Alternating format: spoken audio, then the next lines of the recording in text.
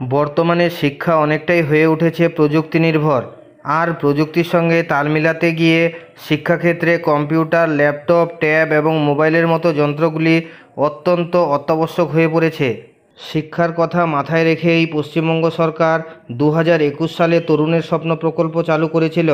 পশ্চিমবঙ্গ সরকার আগে দ্বাদশ শ্রেণীর ছাত্রছাত্রীদের ট্যাব বা মোবাইল কেনার জন্য অনুদান প্রদান করে, কিন্তু এবছর অর্থাৎ 2024-25 অর্থবর্ষে একাদশ ও দ্বাদশ দুটি শ্রেণীকেই ছাত্রছাত্রীদের ট্যাব বা মোবাইল কেনার জন্য অনুদান প্রদান করা হবে। এবারের বাজেট ঘোষণার সময় এমনই ঘোষণা করলেন চন্দ্রিমা ভট্টাচার্য। ছাত্রছাত্রীদের এই টাকা কিভাবে দেওয়া হবে, কবে ছাত্রছাত্রীরা এই টাকা হাতে পাবে, এর জন্য আবেদন কিভাবে করতে হবে, বিস্তারিত জেনে নিন এই ভিডিও থেকে। তরুণের স্বপ্ন প্রকল্পের মাধ্যমে ট্যাব পাওয়ার জন্য পড়ুয়াদের একটি আবেদনপত্র পূরণ করতে হবে। স্কুল থেকেও মিলবে এই আবেদনপত্র। এই আবেদনপত্রটি ভিডিওর ডেসক্রিপশনে পেয়ে যাবেন।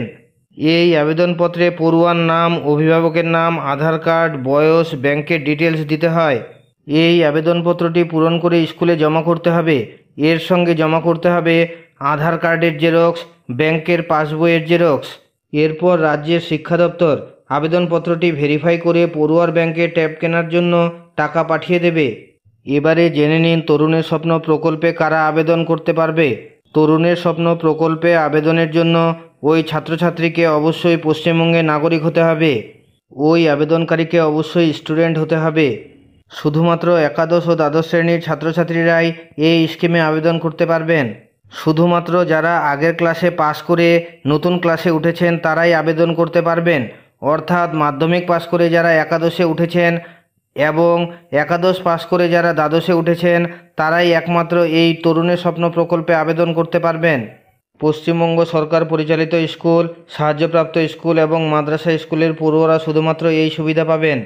একাদশ শ্রেণীতে ভর্তির প্রক্রিয়া সম্পন্ন হলেই ছাত্রছাত্রীদের অ্যাকাউন্টে ট্যাব বা মোবাইল কেনার জন্য অনুদান ট্রান্সফার হবে। জুলাই মাসের শেষের দিকে তরুণের স্বপ্ন প্রকল্পের 10,000 টাকা ছাত্রছাত্রীদের অ্যাকাউন্টে ঢুকে যাবে। আবেদনপত্র পূরণের সাথে সাথে ছাত্রছাত্রীদের আরেকটি কথা অবশ্যই মনে রাখতে হবে, যাতে ওই ছাত্র বা ছাত্রীর অ্যাকাউন্ট সচল থাকে। সে কারণে জুলাই মাসের প্রথমের দিকে অ্যাকাউন্টে একবার 1,000 টাকা ডিপোজিট করে 500 টাকা উইথড্রল করতে হবে। যদি উইথড্রল এবং ডিপোজিটে কোনো রকম সমস্যা না হয় তাহলেই অ্যাকাউন্টে টাকা ঢুকতে কোনো সমস্যা হবে না এবং ছাত্রছাত্রীদের অ্যাকাউন্টে সঠিক সময়ে টাকা ঢুকে যাবে। ছাত্রছাত্রীদের ট্যাব বা মোবাইল কেনার পর তারা যে মোবাইল বা ট্যাব কিনেছে তার বিল স্কুলে জমা করতে হবে এবং বিলে যাতে অবশ্যই মোবাইলের ইএমআই নম্বর দেওয়া থাকে। পরবর্তীতে ছাত্রছাত্রীদের এই ইএমআই নম্বরগুলি স্কুল শিক্ষা দপ্তরে পাঠাতে হবে।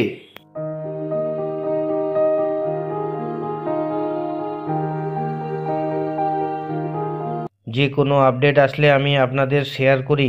ভালো লাগলে লাইক দেবেন, শেয়ার করবেন। আর আপনি যদি আমার চ্যানেলে প্রথমবার আসেন তাহলে এই ধরনের ভিডিওগুলি পাওয়ার জন্য চ্যানেলটিকে অবশ্যই সাবস্ক্রাইব করবেন এবং পাশে থাকা বেল চিহ্নটি টিপে নোটিফিকেশন অল করে দেবেন।